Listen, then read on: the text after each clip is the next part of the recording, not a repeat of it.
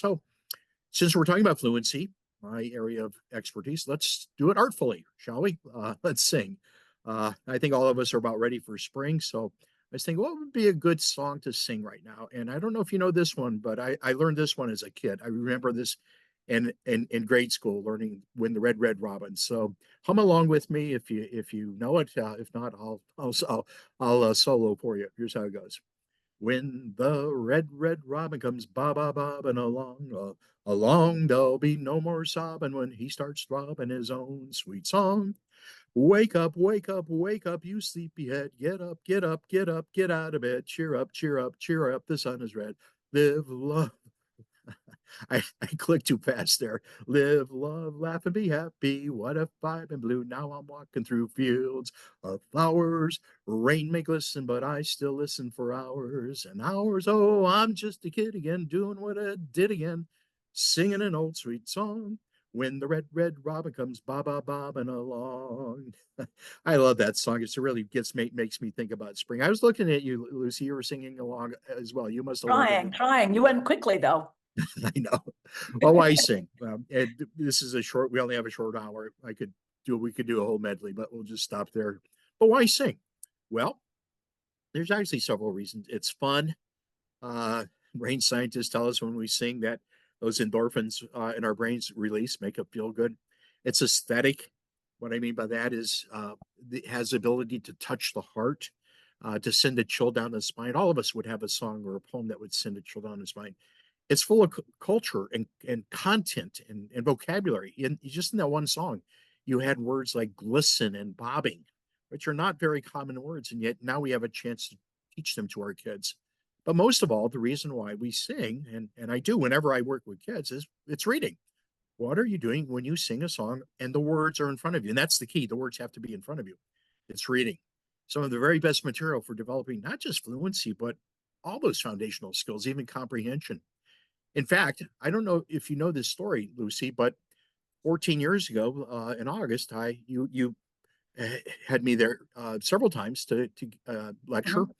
And August of 2010, I was there. And of course, as usual, we started with some songs. In this case, it was New York City songs. East side, west side, all around the town, the tots sang Ring a Rosie.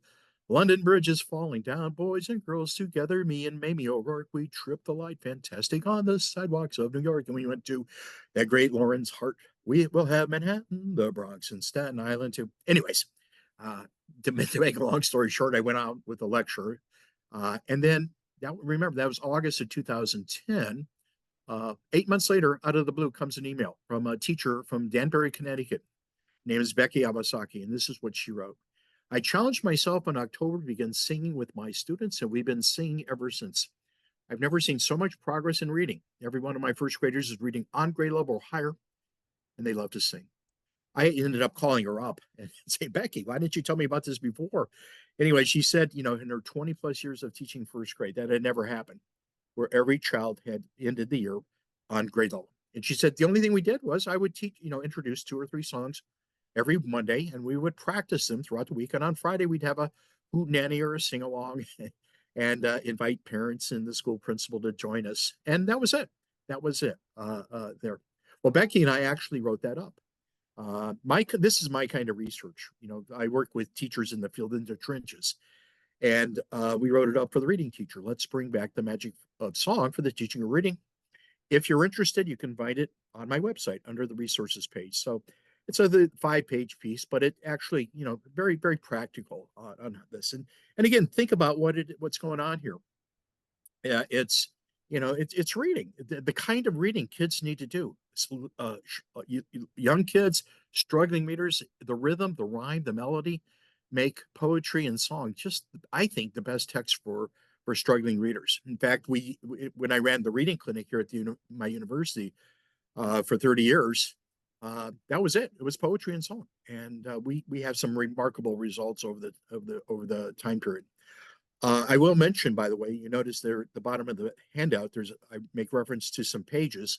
There is a handout that goes along with this, and either the link will be sent to you or the handout will be sent to you. But I will mention that on page 3 and 4, I included a couple poems that I've been recently using with kids. One about New Year's Day and another one about the cremation of Sam McGee. Those of you know that one, that's a great poem for older kids. It's a narrative poem by Robert Service here.